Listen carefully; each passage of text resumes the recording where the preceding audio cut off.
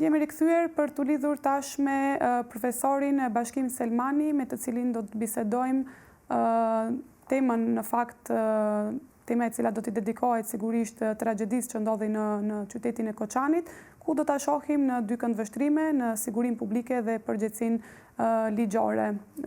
Përshëndetje, zoti Bashkim. Përshëndetje dhe faleminderit për ftesën dhe median tuaj që gjithmonë jeni të interesuar aty ku është gjendja faktike dhe reale, si interesit publik, ashtu e individual dhe kolektiv. Faleminderit shumë edhe ju që ndatë kohë, sepse në kushte të tilla kur duhet të flitet për një fatkeqësi kaq të madhe. Zoti Selmani, unë dua një herë t'ju pyes si e shihni ju të gjithë këtë ngjarje nga aspekti i sigurisë. Është fakt se në shkencat e sigurisë apo në sistemet e sigurisë, do thotë që e kundërta e sigurisë është pasiguria. Në aspektin shkencar, po themi se nuk ka siguri maksimale apo liri absolute. Mirë po, shteti, nga momenti që merr epitetin e shtetit, është i detyruar që të siguroj lirinë minimale dhe jetën funksionale të njerit. Pra në këtë rast kemi disa lloje të sigurisë, po është siguria individuale, siguria e jetës, lëvizjes, po ashtu dhe sigurisë publike, të cilat janë të detyruara të shërbejnë për interesin e lëvizjes dhe garantimit të mirave materiale në shoqëri. Mirë po e gjithë kjo duhet të rregullohet mbas normave dhe standardeve ligjore brenda shtetit dhe konventave ndërkombëtare. Fatmirësisht, përse përket legjislacionit të elementeve të sigurisë, sidomos nga viti 2006 e këndej, Maqedonia ka një infrastrukturë ligjore dhe pjesëve të tjera me gjitha standardet e para në aspektin e të shkruarit dhe të legjislacionit. Mirë po, hapësira dhe zbrastira del në këtë mes pikërisht me mos zbatimin e tyre. Tash mos zbatimi dhe mos funksionimi i ligjit dhe krijimin e sigurisë janë momente me të cilën mund ta thyen ose ta bëjnë të minimizuar të gjendjet të sigurisë shumë faktorë dhe shumë indikacione. Pra, duke analizuar gjendjen, sepse për të marrë mësim nga e kaluara, ne detyrimisht duhet të ndalemi te shkaqet e së kaluarës. Patën spitali modular të Tetovës, rasti Llaskarsës dhe të tjera që bëhet fjalë mbi 90 viktima.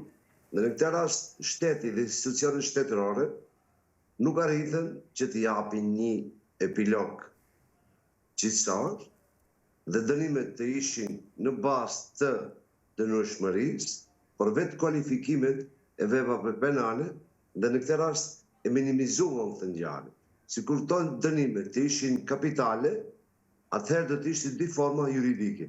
E para për autorët do të merrte karakter riedukues, ndërsa për opinionin dhe institucionet do të kishte karakter edukues, që to do të vëzhgonin të gjitha institucionet se si është gjendja e sigurisë dhe gjendja e kërcënimeve ose rreziqeve nga zjarri, sepse të shkrumboni njerëz, se pajësia e shkrumbimit të këtyre njerëzve pikërisht janë nga institucionet që janë të detyruara nga taksapaguesit t'u japin dhe t'u sigurojnë sigurinë.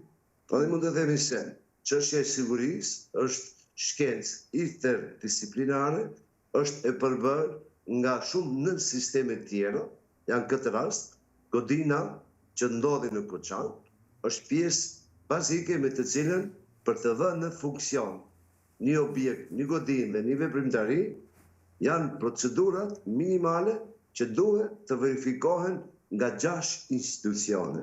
Në këtë rast, unë për të qenë më precis në ato që mos zgjatim shumë, është pjesa me të cilën pushteti qendror dhe pushteti lokal kanë detyrime për të komunikuar mes vete, për arsye se shpeshherë ndodh, unë e potencoj vetëm një rast të kolizionit të ligjeve, kur Ministria e Ekonomisë dhe Ministria e Transportit ose ministrit të tjera shpeshherë mes këtyre ligjeve, vetëm përcaktimi se sa i nevojitet një personi sa metre katror. Njëra thot 1 metre katror, njëra thot 1,80. Me thonë, kemi dhe përplasje mes ligjeve të cilat dhe përse drejti lejojnë hapësirën edhe mundësisë që individi të dalë mbi ligjit dhe të sigurojë se të japë një licencë ose një leje. Por shkaku më i lartë është problemi i kësaj situate që të gjitha qëndrimet që pat shteti drejtash, duke ditur se viktimat ishin shqiptar, edhe neglizhimi ishte paralelisht i përbashkët dhe nuk arriti që kjo të marrë një karakter internacional të provenohet në kohën dhe në vendin e duhur. Këto akoma nuk kanë epilog gjithësor, akoma familjarët akoma janë të pak kompenzuar, dhe që di momenti kyçe. E para çështja e sigurisë, në momenti që nuk gjendet autoritësia dhe nuk jepet dënimi, atëherë ne nuk mund të kërkojmë fajësi përveç se nga institucionet. E tash, me që folëm pjesën e parë të sigurisë për çështjen e infrastrukturës ligjeve dhe zbatimit tyre. Tani do të shohim se si sistemi i sigurisë i ndërlidh këto institucione që të garantojnë sigurinë minimale. Siguria minimale organizohet mes këtyre institucioneve. Ministria e Ekonomisë, Ministria e Transportit, Ministritë e Sigurisë, Ekologjisë, Drejtorisë kundër zjarreve kështu me radhë, gjitha këto janë në shërbim të ligjit për të arritur ose për të dhënë një licencë të caktuar të verifikuar. Tash është pjesa e dytë e kulturës dhe mentalitetit të korrupsionit, për arsye se në vazhdimsi themi se sistemi dhe institucionet janë në krimin o podhiqen me krimin organizuar.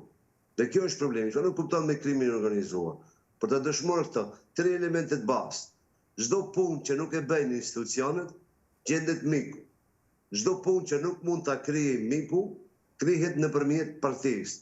Çdo punë që nuk mund të krihet nëpërmjet partisë, krihet nëpërmjet paras. Këto janë 3 segmente që vazhdimisht dalin mbi ligjet. Dhe këto oligark, sepse gjithë pasurinë dhe kapitalin e shtetit të posedojnë individ të caktuar, të cilët kanë bashkësinë mbi ligjore. Dhe kjo çështje që po ndodh, to tragjedit kur ndodhin, atëherë nxjerrin në sipërfaqe dhe fatkeqësisht Tuçani llogaritet apo mund të llogarisin si vari i krimit dhe korrupsionit institucional. Dhe prandaj është pjesa me të cilën shpresojmë që të paktën organet gjyqësore duhet të bëjnë punën e tyre, po ashtu edhe vetë kryeministri nuk duhet të merret se ai shpreh se do ta kryejë këtë çështje, për arsye se mund të jetë në rrugë të gabuar, për arsye se nëse marrim përbazë mbulimin e krimit institucional, për arsye se në drejtësi thuhet nuk ka krim pa gjurmë. Kush i mbulon gjurmët? Pikërisht i mbulojnë institucionet. Në gjitha këto ngjarje paraprake që ndodhin, unë dua të shpresoj që kjo ngjarje mos ta ketë fatin e rastit të spitalit modular të Llazkarcës, Bugarisë, por çfarë duhet bërë? Në këtë rast duhet të jepet hapësirë që institucionet gjyqësore të sjellin përfundimin e saj, e jo të marrë epilog gjyqësor nga ana e qeverisë, sepse deri tani të gjitha ngjarjet që nuk kanë epilog gjyqësor kanë pasur epilog publik partial. Me thonë partitë janë gjykuar mes vete dhe kanë mbaruar gjithçka aty. Nuk është kjo punë as e partisë, nuk është kjo çështje as e kryeministrit, kjo është çështje e organeve hetimore. Derisa të dalin në sipërfaqe hetime dhe të marrë epilog gjyqësor, ne të tjerët nuk guxojmë të themi asgjë, për arsye se vetëm e dëmtojmë procesin hetimor. Prandaj edhe kjo qeveri insiston me metastazën e vjetër, duke fajsuar, anuluar ose i dhënë qasjeve të tjera që bien kundërshtim me etikën dhe zbardhjen e rasteve. Pjesa e dytë.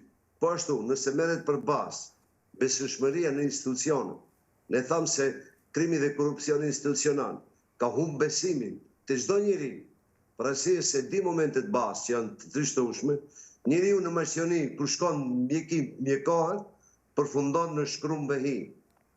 Njeriu i ri apo grup moshat e reja kur shkojnë në argëtim, po ashtu përfunduan në shkrumbehi.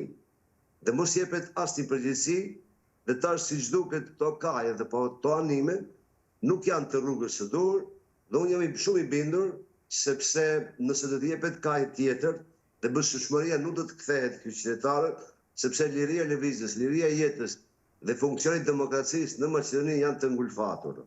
Edhe të një gjë, do të ishte besueshme dhe neutrale, Maqedonia e Veriut të kërkojë ndihmë nga faktori ndërkombëtar, sepse jemi pjesë e NATO-s, të bëhet një bashkësi e veprave penale, rasti Llaskars, Spitali Modular i Tetovës, dhe gjitha rastet e tjera, të cilat janë shkaktar të zjarrit, detyrimisht të bëhet një lëndë e përbashkët dhe të hetohet në mënyrë të pavarur dhe vetëm atëherë mund të rikthehet besimi në institucionet. Në të kundërtën, gjithmonë do shohim seriale të kësaj natyrës, sepse vetë momenti i sigurisë apo i çështjeve juridike thotë kështu. Sa më shumë që flitet për krimin dhe korrupsionin në publik, aq më vështirë është për të gjetur zgjidhje. Shumë e vërtet në fakt ju i përmendet, sepse ngjarje të tilla, tragjedi të tilla kanë ndodhur një pas një dhe janë bërë të shumta, po bëhen.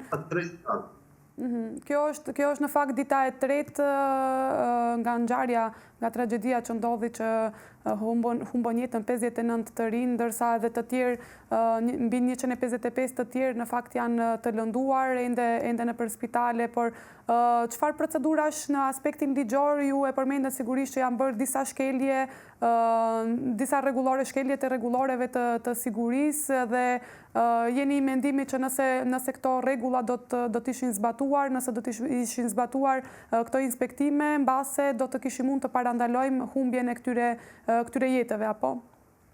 Pa diskutim që nga momenti për të flasit për çështjet e sigurisë, që nga momenti i turpëzimit një objekte apo një godine, detyrimisht duhet të ketë disa licenca. E para është leja e ndërtimit, e dyta është kualiteti, cilësia, ekologjia, me thënë vargë institucionesh dhe detyrimesh të lidhura administrative, me të cilat në asnjë mënyrë nuk lejohet të bëhen lëshime të tilla. Nga momenti që është godina, çfarë lartësie ka, çfarë veprimtari ushtrohet, dhe kjo ka qenë pjesë e depës që ka pasur shitjen e qilima apo se diçka tjetër. Do të thënë, në atë periudhë ka qenë veprimtari tjetër, pas kësaj ushtrohet veprimtari tjetër. Ndrimi e veprimtarive ose ushtrimi të veprimtarive detyrimisht të jepet me vendime të caktuara nga Ministria e Ekonomisë, nga komuna, gjendja ekologjike kështu me radhë, janë shumë licenca me të cilët nuk do të ndërhyj në detaj për shkak kohës, por do t'i kapim më elementare. E para është çdo godinë që ka metre katror të hapësirë, mbi 200 metre katror që mund të frekuentojnë mbi 100 persona, 15-100 persona, detyrimisht të ketë hyrjen të standardizuar. Hyrja duhet të jetë e standardizuar. Po ashtu, për çështje emergjente, për çështje të zjarrit, tërmeteve, rrymës elektrike që mund të ketë shkaktar i zjarreve, detyrimisht të ketë dalje të difisht, dalje dyën e standardizuar, shkallët e standardizuara, po ashtu dhe hapësira e metrës katror, përse përket boblave kundër zjarrit, ju e patën edhe të rasti kishin vetëm di, pa ato janë minore dhe nuk i përkasin, se të ka sistem të ajrosjes dhe sistem pastrimit të ajrosjes, po ashtu dhe çështjeve që janë aparate kundër zjarrit, kanë determinologjinë e veçantë se si duhet të sigurohet ajo. Asnjëra nga këto, dhe unë brenda këtyre kohës dhe studimin e institucioneve të tjera, të hapësirave të tjera, insistoj të gjej një element të sigurisë. Besoni që nuk ka asnjë. Po të mos ishin dritaret me hekura të siguruara, atëherë do kishte mundësi që të shpëtohesh ose të minimizohesh emitimet. Duke mos pasur asnjë nga këto standarde, po ashtu fishek zjarrit. Ju dini se fishek zjarrit jep certifikat mbas neli 26, procedura di përcakton. Thotë, mjetet piroteknike mund të përdoren vetëm nga persona të autorizuar, të cilët kanë të drejtën e marrjes së certifikimit.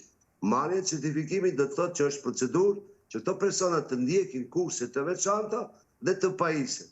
E tash, pjesa e dytë nëse shkohet, po të ishin këto disa nga këto kriteri, njëri nga prej 6 institucioneve, pushteti qendror dhe lokal, Po të averente njërën nga këto, atëherë nuk do të ndodhte kjo.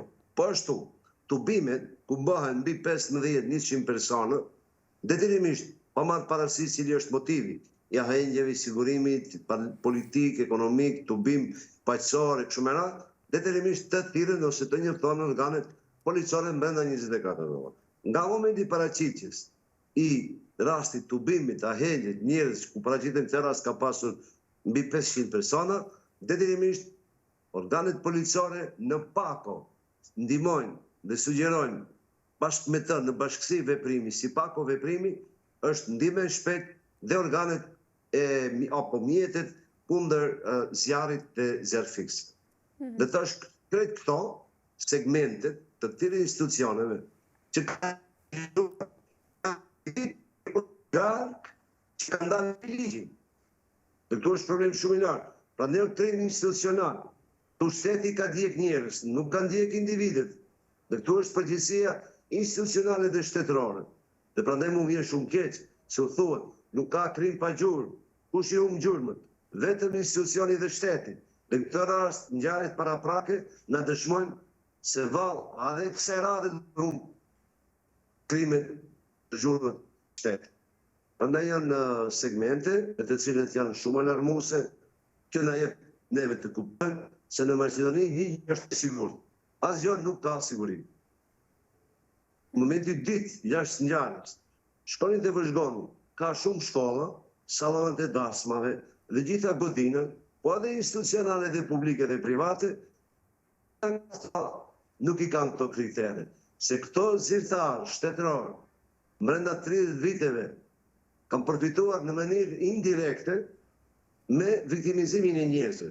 Por ku janë organet e revizion, të cilët të ndjekin, të shohin ndërtesat, godinat, ju ku jeni, unë ku jam, asnjë vallë sigurie nuk ka, sepse gjitha mjetet që ndahen për çështje të sigurisë, këto mjetet si taksa pagues, neve nuk na garantohet të siguria minimale. Po ashtu që është akoma më rrezikshme që shumë pak flitet në publik.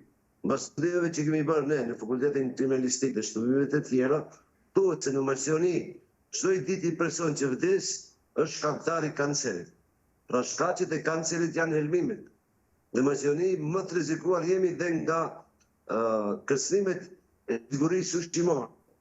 Ju e pat dje, pat prodhimet të mishit që është ndaluar, i pat prodhimet bujqësore, lakët për shembull, që ishin me pesticide, dhe ka një sër vargësh të sigurisë që ne jemi të kërcënuar, dhe nga ana tjetër institucionet bëjnë masa vetëm atëherë kur bëhet publike dhe kur krijohen viktima. Në këtë rast ku janë institucionet prevenuese, ndërhyrëse, ku ka mangësi ligjore. Dhe prandaj Maqedonia nuk është e aftë për të përballur me këto fatkeqësi, se kjo nuk është fatkeqësi natyrore, po thjesht është tragjedi e nxitur dhe e realizuar nga vetë institucionet. Ju pat, azbesti është gjë e ndaluar, që është edhe kancerogjen. Ati ka elemente se ka pasur të asaj natyre. Po ashtu, rrima apo siguria elektrike, përçuesit kanë qenë shkaktar që kanë mbyt njerëzit. Nuk bëhet fjalë, do të thonë janë disa segmente të shohim infrastruktura e rrimës si ka qenë dhe gjitha ato shpërndarjet kanë qenë shkaktar të cilët kanë difishuar djegjen e njerëzve. Shumë e vërtet. Shumë e vërtet në fakt duket se siguria po anashkalohet me të madhe në vendin tonë në të gjitha aspektet. Zotë Semrani, duke qenë se si e shihni ju në aspektin ligjor nga ana, domethënë cilat janë procedurat të cilat duhet të ndiqen tash pas ngjarjes, pas kësaj tragjedie për të përcaktuar edhe përgjegjësinë ligjore qoftë të personave privat në këtë rast të pronarëve të lokalit, por qoftë edhe të institucioneve përkatëse, cilat janë, le të themi, procedurat ligjore ose masat që duhet të ndërmeren për të pasur përgjegjësi. Është fakt se kodi i procedurës penale dhe procedurat hetimore janë të detyruara të cilat në mënyrë perfekte të bëjnë këqyrjen e vendit ngjarjes, por pista e hetimit duhet fillohet e kujt është diskoteka, objekti, firma, kanë ekzistuar këto, se në publik hetimi është bërë. Dhe një gjë dihet se nuk ka asnjë lloj dokumentacioni. Dhe këtë rast, shteti dhe institucionet, po marrë parasysh a është dokumentacioni falsifikuar, apo ka qenë ilegale.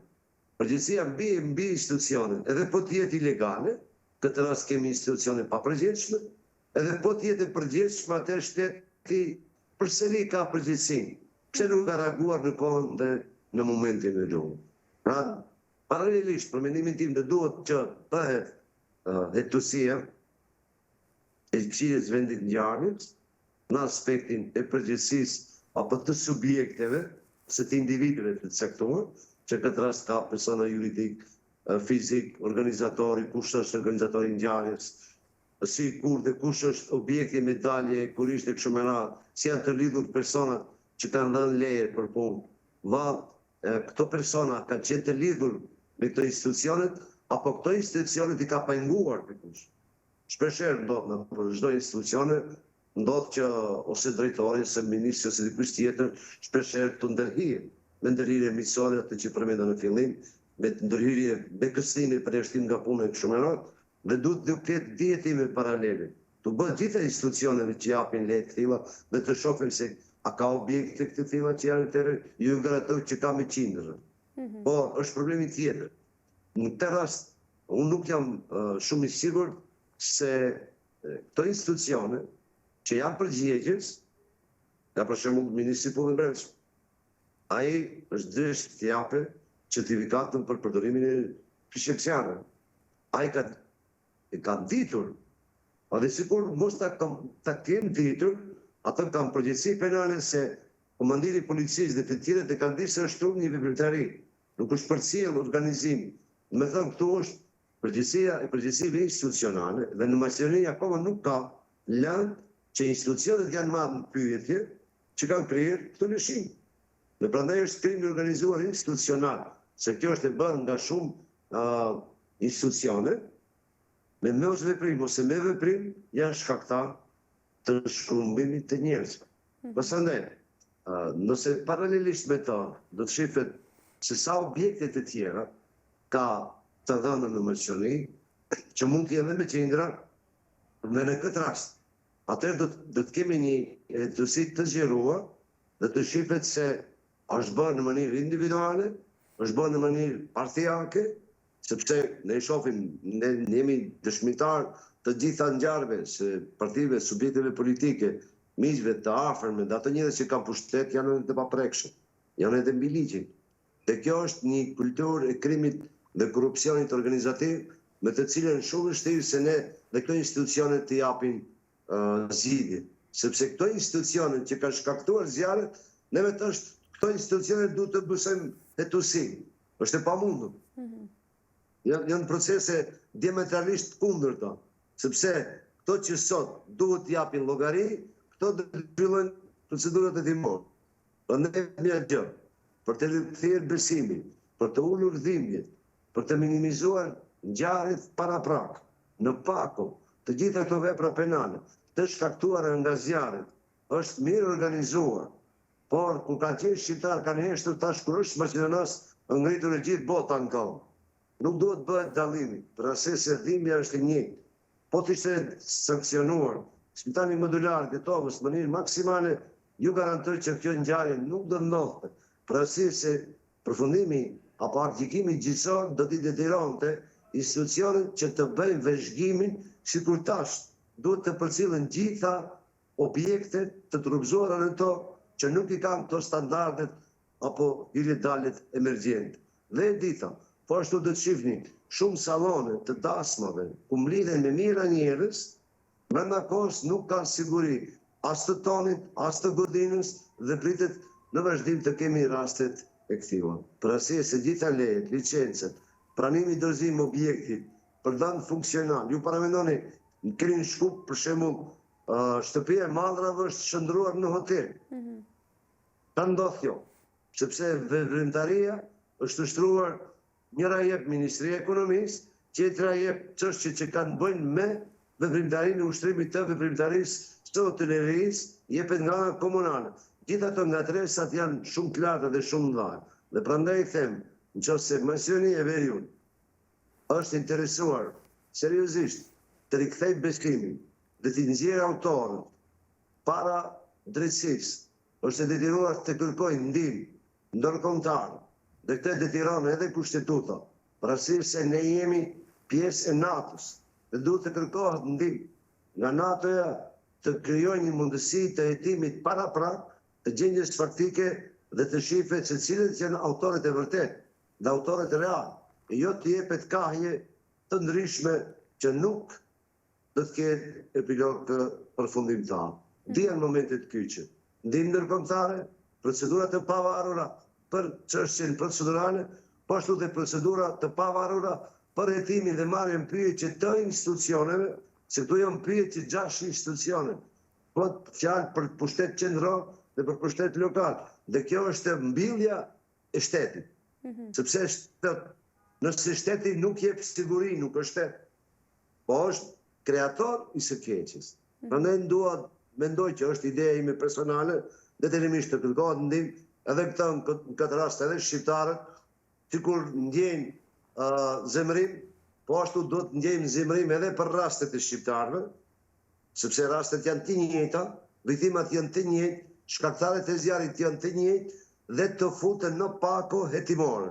Paralelisht me të gjykohen autorët e krimeve dhe të gjykohen institucionet që kanë bërë dhe lëshuar të gjitha licencat brenda 5 viteve të fundit. Shumë e vërtet në fakt, zoti Selmani, unë ju falenderoj për të gjitha, sigurisht edhe për të gjitha informacionet dhe për bisedën, me shpresë që me të vërtet kësaj here të merren masa dhe tragjedit të tilla të mos përsëriten, se bëhet fjalë për humbje të jetës së njerëzve, bëhet fjalë për rasti i fundit për humbjen e jetës të rinjve, në fakt të fëmijëve dhe të rinjve, dhe shpresojmë që tragjedit të tilla mos përsëriten, mos vi puna që përsëri për ndonjë lëshim apo mos respektimin e rregullave të vi në tragjedit të tilla, të kemi tragjedit të tilla. Shpresojmë shumë që të gjitha këto këshilla të shkojnë në veshin e duhur dhe sigurisht të merren masa. Unë ju falenderoj edhe një herë për bisedën. Ne kemi alarmuar vazhdimisht këto situata dhe po të ishte prevenuar në kohën e tur, nuk do ta kishim këtë emision sot të përbashkët. Faleminderit dhe suksese dhe respekt për mediat tuaj dhe për emisionin tuaj të suksesshëm. Faleminderit shumë. Mirupafshim.